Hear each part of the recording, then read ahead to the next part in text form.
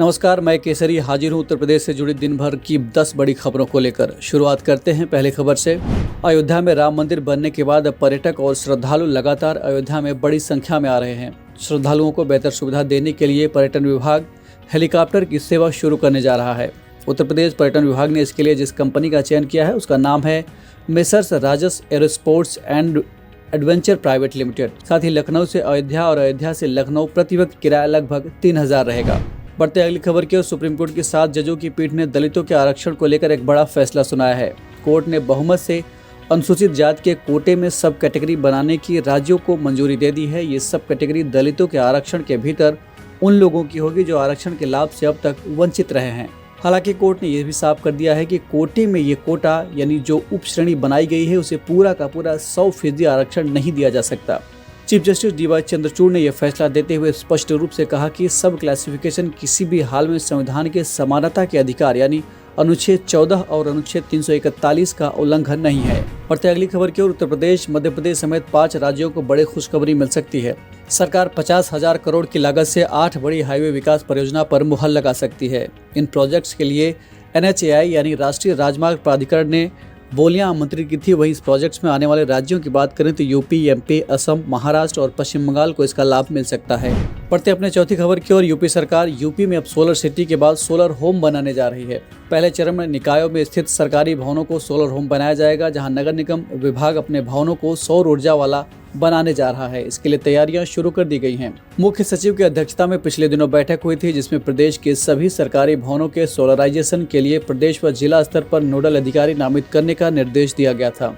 साथ ही प्रदेश स्तर के नगर निकाय भवनों को सौर ऊर्जाकरण की सुविधा दी जाएगी। इसके लिए उत्तर प्रदेश नवीकरणीय ऊर्जा विकास विभाग से मदद ली जाए। पढ़ते अगली खबर की ओर। मानसून सत्र में 1 अगस्त को सदन में सदस्यों ने 3 मांगे रखी थी। इसमें सदस्यों ने विधायकों का वेतन कम होने का भी मुद्दा उठाया। उन्होंने कहा कि तमाम राज्यों के विधायकों का वेतन यूपी से अधिक है, इसे बढ़ाया जाए।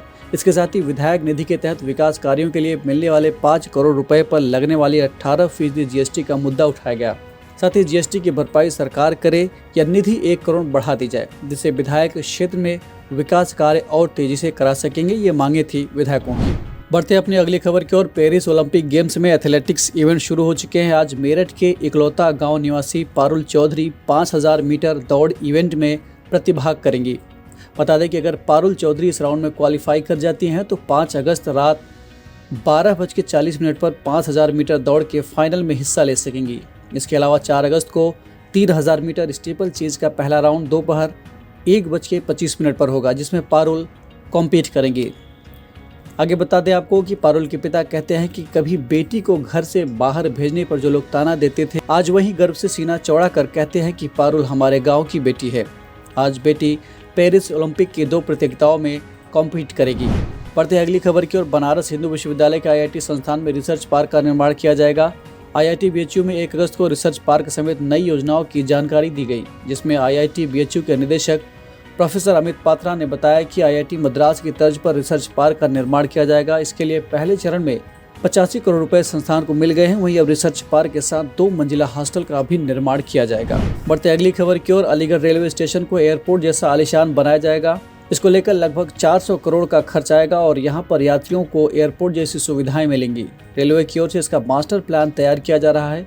चरणबद्ध तरीके से विकास कराने में करीब 4 साल से ज्यादा का वक्त लगेगा। इस संबंध में रेलवे के अफसरों ने 31 जुलाई को DM विशाख जी से मुलाकात की थी और उन्होंने रेलवे स्टेशन के विकास के हर एक बिंदु पर गहराई से मंथन किया।